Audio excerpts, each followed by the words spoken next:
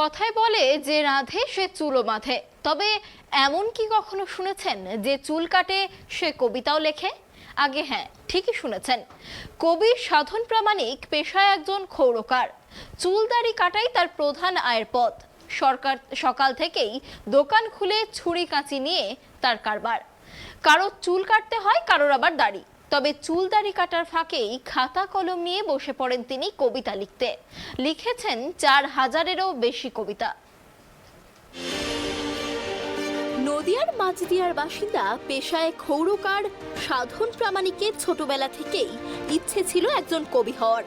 কিন্তু ভাগ্যের পরিহাসে সংসারের বোঝা কাঁধে তুলে নিতে গিয়ে খুব বেশি দূর লেখাপড়া করা হয়নি তার। হাতে তুলে নিতে হয়েছিল চুল দাড়ি কাটার যন্ত্রপাতি। তবে কথায় বলে ইচ্ছে থাকলে উপায় হয়। সেই কারণেই তার নিজের সেলুনে বসেই চুল দাড়ি কাটার পাশাপাশি তিনি লিখতে থাকেন একের পর এক কবিতা। দীর্ঘ প্রায় 40 বছরে তিনি 4000-এরও বেশি কবিতা লিখেছেন। তার লেখা কবিতাগুলির মধ্যে ইতিমধ্যেই 4টি বই প্রকাশিত হয়েছে, যার মধ্যে 3টি ভারতবর্ষে এবং 1টি ওপার বাংলায় অর্থাৎ বাংলাদেশে প্রকাশিত হয়েছে। তিনি জানিয়েছেন, ছোটবেলায় খুব বেশি দূর পড়াশোনা করতে পারিনি। ছোটবেলা থেকেই শখ ছিল কবিতা লেখার। সেলুনে বসে বসে কাজের ফাঁকেই কবিতা লিখি এবং পড়ে শোনাই। আমি চাই এখনো যে সমস্ত কবিতাগুলি রয়েছে কোনো সরকারিভাবে সেগুলিকে প্রকাশিত করার।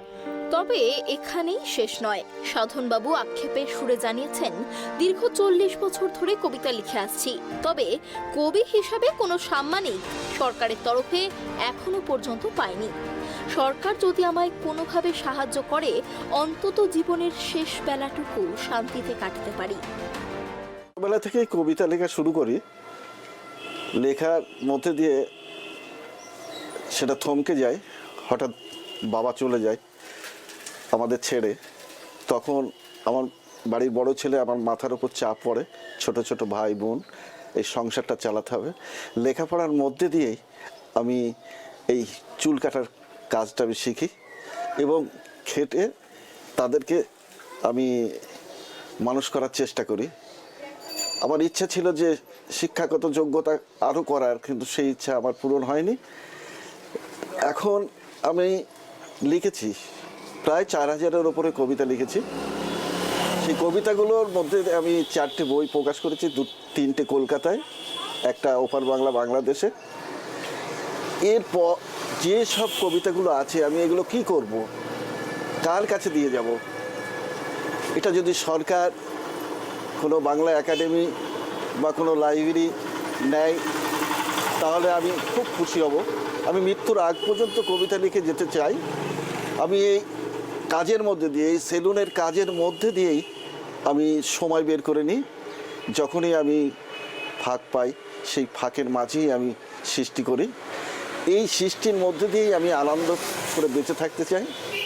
তা আমি সরকারের কাছে অনুরোধ, আমার কোনো ভাতা নেই, আমার কোনো মানে কবি স্বীকৃতির যে একটা অনারিয়াম, সাম্মানিক, সেটা সরকার এখনো পর্যন্ত আমাকে দেয়নি। যদি আর কতদিন আমি এই সেলুনের কাজ করব? যদি সরকার আমার মুখের দিকে তাকিয়ে আমাকে একটু খুশির আশা জানায় তাহলে আমি খুব উপকৃত হব। আমি নিজে জীবনে হাসিনি, শিশুদের জন্য আমি হাসির ছড়া লিখছি। হ্যাঁ, সমাজের প্রতিচ্ছবিগুলোকে আমি তুলে ধরার চেষ্টা করছি। আমি তো লিখে যাব, যতদিন আমার হাতে কলমটা আমি থাকবে আমি লিখে যাওয়ার চেষ্টা করব। শুধু অনুরোধ, সরকার আমার দিকে একটু তাকাক, আমি যেন এই বার্ধক্য বয়সে আমি যেন বাঁচতে পারি একটু হাসি মনে।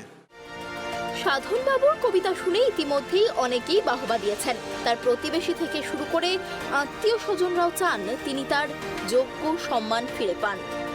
এখন দেখার বাংলার প্রত্যন্ত এক গ্রামের কোলে লুকিয়ে থাকা অখ্যাত প্রতিভা সম্পন্ন এই কবি তার যোগ্য সম্মান পান কিনা। নদিয়া থেকে কমল দত্তের রিপোর্ট, ট্রাইব টিভি।